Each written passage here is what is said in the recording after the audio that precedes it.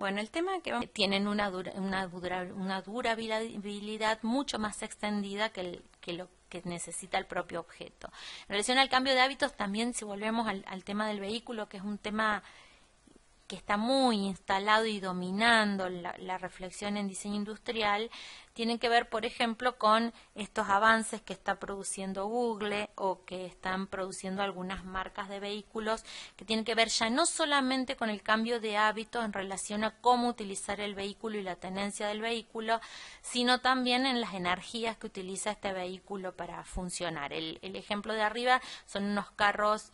para transportar hasta 2 personas, que en realidad se pensaron para las ciudades turísticas. Son como estaciones de carros en donde uno con la tarjeta de crédito puede alquilar el carro, desplazarse por la ciudad. El carro tiene instalados circuitos turísticos en su GPS para que le resulte fácil la recorrida al turista, y luego lo puede depositar en otra estación que obviamente al tener estos colectores solares van recargando de energía eléctrica estos coches que son eléctricos. Y el otro ejemplo es el auto de Google, que es el auto que se maneja solo, que ya no necesita un conductor, sino que uno lo que hace es cargarle el destino. Entonces, el criterio de este auto es que ya ya está siendo utilizado, ya no estén en la ciudad estacionados o esperando a que el dueño necesite usarlo nuevamente, sino que el auto va, deja por ejemplo al dueño en su trabajo y se vuelve solo a su domicilio, y a la hora que el dueño desde su celular lo necesita, el autito va y lo vuelve a buscar, como la mejor madre. Pero fíjense que estas innovaciones en diseño está produciendo, por ejemplo, un movimiento interesante a nivel legal, porque ahora todas las aseguradoras están pidiendo que se definan normas en relación a estos vehículos que se manejan solos, porque, por ejemplo, en el caso de que el vehículo esté volviendo solo a su casa y choca, ¿quién tiene la culpa o quién se hace responsable de ese choque? Entonces te está generando un cambio en las maneras de pensar la normatividad en relación a la existencia de estos objetos en la vía pública. Ya hemos hablado de las energías alternativas. Me interesa reforzar lo de la energía cinética porque sobre energía eólica y energía solar hay mucho andado. Estos son unos pisos que ya se están comercializando, que funcionan a partir de energías alternativas, que funcionan a partir de la fricción del sujeto sobre el solado. Se está utilizando, por ejemplo, en gimnasios, en boliches bailables. Entonces, la persona en movimiento y la persona saltando o generando energía sobre ese espacio va generando a su vez la energía que hace funcionar la electricidad de ese ámbito. Esto lo pueden haber visto ustedes en algunas cabinas de peaje, por ejemplo, que aprovechan el arranque de los autos, y en algunas estaciones de colectivo y terminales de ómnibus, que aprovechan también el arranque de los colectivos para generar la energía para ir sosteniendo ese edificio.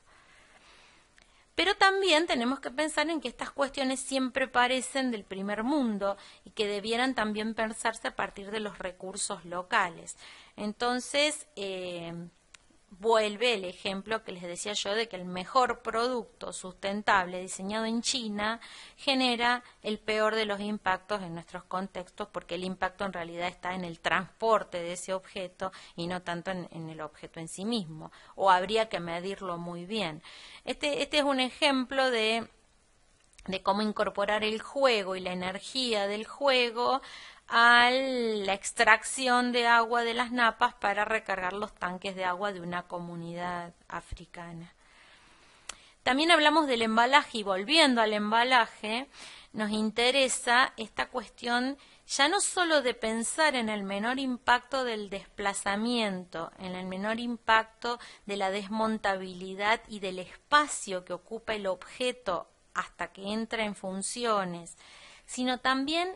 en eliminar el embalaje. Pensemos que venimos de una historia en donde para comprar un perfume muy chiquitito había que abrir 5 o 6 cajas antes, y mejor si venían 2 o 3 bolsas con más moños y con más cosas. Esto en realidad termina generando un impacto muy agresivo frente al medio.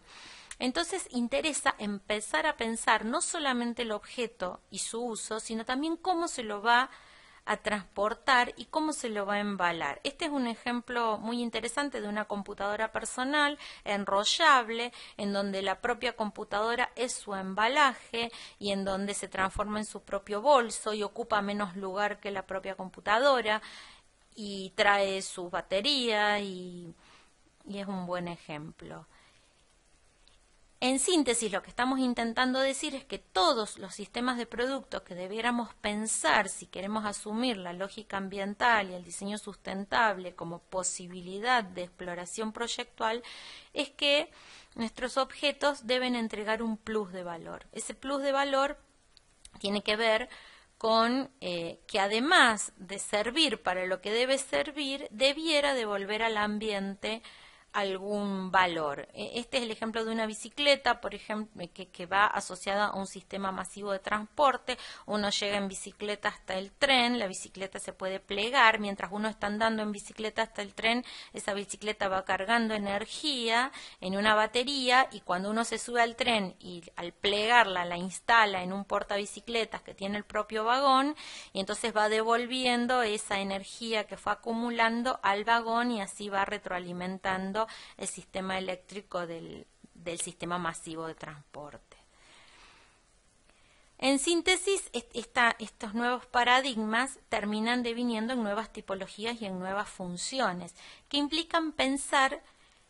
nuevos mecanismos de producción. El sistema de la fábrica no es el único sistema posible de producción. Nosotros venimos de una sociedad agraria, pasamos a una sociedad industrial, y ahora se dice que volvemos a una nueva sociedad agraria, una distinta sociedad agraria. Una de las empresas que tomó la cabecera en esto fue la Mercedes-Benz, con estas elucubraciones conceptuales que está haciendo en relación a su vehículo Biom, que es un vehículo que todavía es un concepto, pero que ustedes lo pueden ver en la web, que ya incluso hay prototipos y hay videos en donde se lo empieza a ver, que en realidad es un vehículo que ya no se produce con metales, no se produce con aluminios y no necesita combustible, sino que se produce a través de biomateriales. Entonces es un vehículo que se cultiva en estas especies de viveros y va creciendo hasta transformarse en un Mercedito y genera su propia energía para el funcionamiento y esto significaría todo un cambio en los procesos de producción y toda una vuelta hacia otras maneras de producir los insumos y los objetos que por lo menos pareciera interesante. Esto también está pasando en arquitectura, no solo en diseño industrial, o sea, se están pensando edificios que generen su propia energía, pero que además devuelvan energía a la naturaleza y que se transformen casi en naturaleza dentro de esa naturaleza, o estos otros ejemplos conceptuales de la Electrolux, que les aconsejo que los vean, que es un concurso anual que genera la empresa todos los años para instalar el debate acerca de la innovación y acerca del impacto que los productos tienen que tener. Y finalmente, porque ya se está haciendo largo el teórico, les cuento brevemente en qué consiste la práctica que ustedes van a hacer. Necesitamos que ustedes reflexionen sobre algunos de los problemas que se abrieron en este teórico. Yo les traje el ejemplo del agua, como para que entiendan lo que les estamos pidiendo. Lo que nos interesa es que vean el contexto. Por ejemplo, en relación al agua, lo que les puedo decir es que alrededor de 1.000 millones de personas en el mundo no tienen hoy acceso al agua potable. Millones de personas padecen enfermedades relacionadas al no tener acceso a esa agua potable justamente, pero a su vez y contradictoriamente millones de litros de agua se desperdician en cada uno de nuestros hogares en usos que no necesitarían necesariamente de agua potable. Una pregunta curiosa, si se quiere, es que en Estados Unidos se consumen 3,5 billones de litros de agua embotellada. O sea, estamos hablando de que aparecen como dos sistemas de impacto, ¿no? Por un lado, un desperdicio de agua potable, por el otro lado personas que la necesitan y mueren por no tenerla, y por el otro lado el impacto de no solo consumir agua potable para usos que no necesitamos, sino además la obsesión de consumirla embotellada y en botellas cada vez más pequeñas, con todo el impacto que terminan generando también no solo la producción de la botella, sino el residuo en el que se transforma esa botella. Vamos a ver algunos ejemplos en donde nos interesa reflexionar sobre la eficiencia, la eficacia y la conciencia que se debieran instalar en relación a la utilización de estos recursos. Este, por ejemplo, es un lavarropas en que se transforma en una pelota para jugar y que entonces mientras los chicos patean y la hacen girar, por fricción va lavando la ropa, consumiendo muy poca agua, un ejemplo casi anecdótico. Mucho se ha avanzado ya en relación a los inodoros y el impacto que terminan consumiendo los 17 litros que cada vez que limpiamos el inodoro se van. Entonces hay bastantes avances en relación a reutilizar esa agua o hacer recircular el agua, ya sea el agua de ducha o el agua de lavabos, que luego vaya a parar al depósito de inodoro y que el depósito de inodoro por lo menos lo que se garantiza es que el agua se utilice 2 veces antes de pasar a la cloaca. No es un gran avance, creo que es hasta cuestión, o sea, avanza, pero no lo suficiente. Lo mismo que estas pastillas que van como denunciando el consumo, que entonces mientras está verde la pastilla significa que está bien la cantidad de agua que estoy consumiendo, ya sea para bañarme o para lavarme los dientes, pero a medida que se pone roja y empieza a silbar significa que me estoy excediendo. Es decir, son como llamadores de atención que no resuelven el problema, pero empiezan a ponerlo en evidencia. Sí empiezan a resolver más el problema, por ejemplo, estos avances del Electrolux nuevamente, este lavarropas que lava por impactos de luces, que elimina directamente el agua como insumo para el lavado de ropa, y no solo eso, sino que la ropa sale planchada, cosa que me parece una maravilla.